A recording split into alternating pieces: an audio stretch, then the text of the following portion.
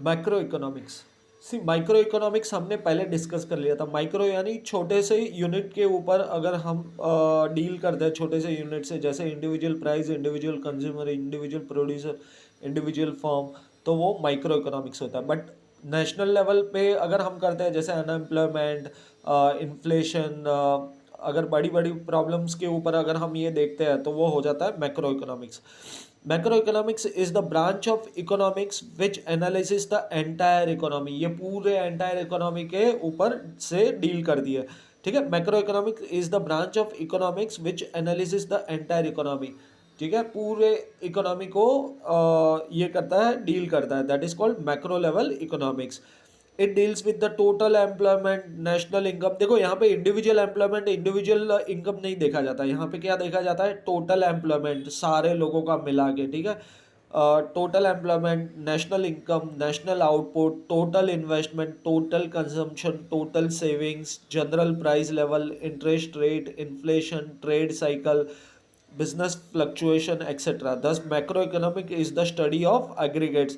National macro economics को क्या कहा जाता है? दस macro economics is the study of aggregates. Individual level पे स्टडी नहीं करता, ये पूरे एग्रीगेट्स यानी कि पूरे होल यूनिट्स को ये ऊपर स्टडी करता है। That is called macro economics. ठीक है, अब इसके भी फीचर्स देख लेते हैं। फीचर्स की बात करते हैं, सबसे पहले ये इंडिविजुअल लेवल पे नहीं होता, ये स्टडी ऑफ एग्रीगेट्स है।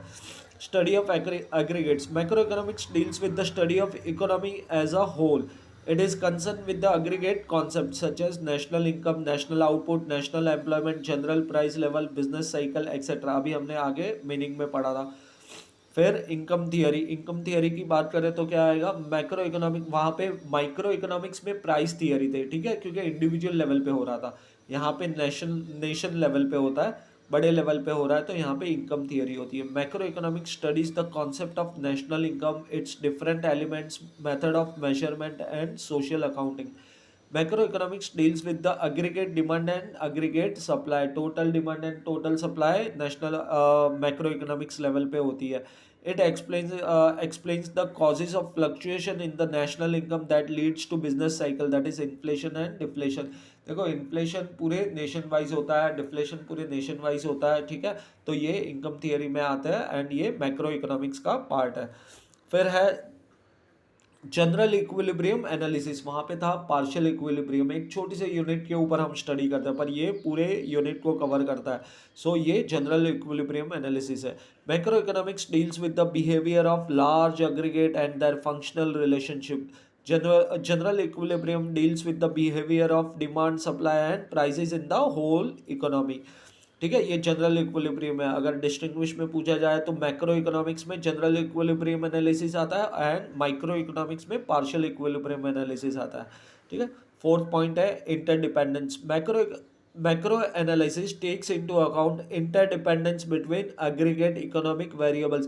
देखो, इंटरडिपेंडेंस है, इंटरडिपेंडेंस यानी एक दूसरे से कनेक्टेड होता है। Interdependence between aggregate economic variables such as income, output, employment, investment, price level, etc.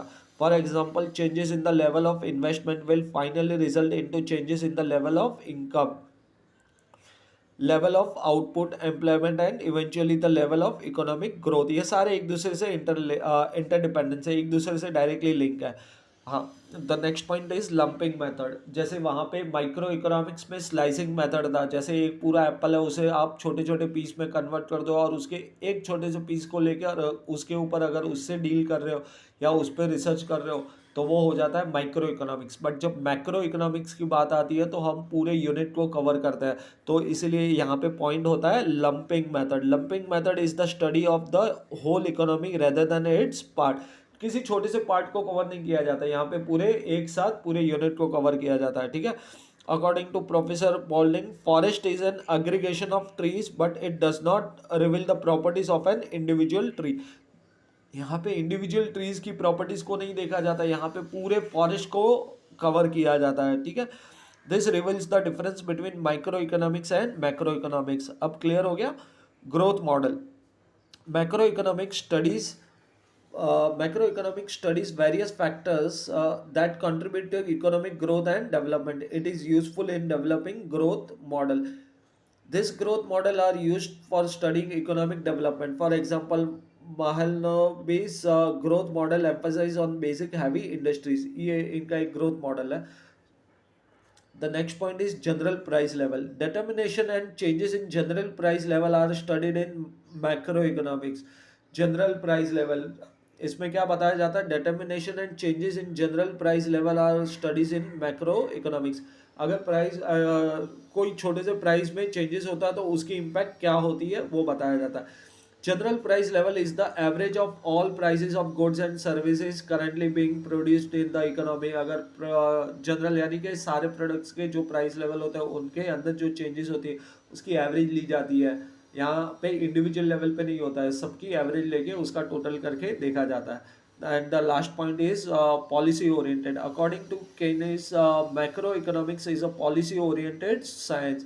It suggests suitable economic policies to promote economic growth, generate employment, control of inflation and depression. ये policy oriented plan होता है, बड़े level पे, huge level पे किया जाता है. इसके लिए ये फीचर्स है मैक्रो इकोनॉमिक्स का. ठीक है, इसी के साथ हमारा मीनिंग एंड फीचर्स हो गए मैक्रो इकोनॉमिक्स. Thank you.